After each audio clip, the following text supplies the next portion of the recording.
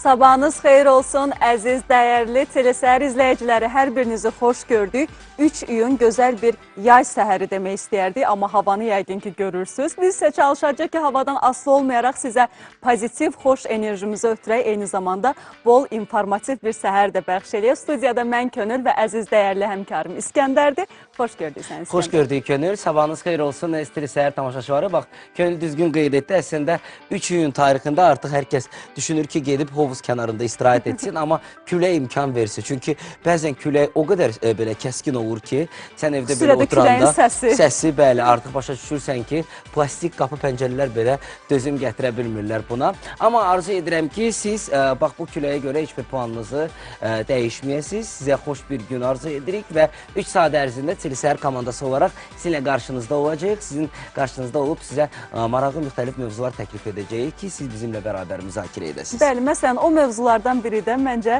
çox maraqlı və şirin bir mövzudur. İskəndər, bunu da qeyd edeyim. Balaca uşaqların saç kəsimlərindən danışacaq. Ne gözəl. Çünki əvvəl ya xanımlar öz getdikləri salonlara aparırlar uşaqları, eyni zamanda ev üsulunda da yəni saç kəsimlərindən... Ev üsulundan danışma, o mənim ən böyük travmamdır. Mənim də maraqlı təcrübələrim var, xüsusilə də saçın ön hissəsi, çolka dediyimiz hissədə xüsusi təcrübələr var. Amma indi artıq xüsusi salonlar var ki, uşaqlar üçün onlar fəaliyyət göstərir və həmin salonların fəaliyyətlərindən danışacaq. Eyni zamanda uşaqların da gözəl zövqlərindən. Və eyni zamanda onlayn alış-verişin son zamanlar sürətlənməsindən danışacaq. Çünki artıq ənənəvi ticarəti üst eləyir, bax, onlayn alış-veriş və mini futbola maraq artır. Mən isə istəyərdim ki, buradan hətta müraciət edeyim ki, əgər siz də məşğul olmaq istəyirsinizsə, Azərbaycanda kifayət qədər seksiyalar var ki, siz gedib müraciət edə bilərsiniz və hətta mini futbol demişkən elə Maralzadədən də danışarıq bugün. Maskotumuz var idi orada.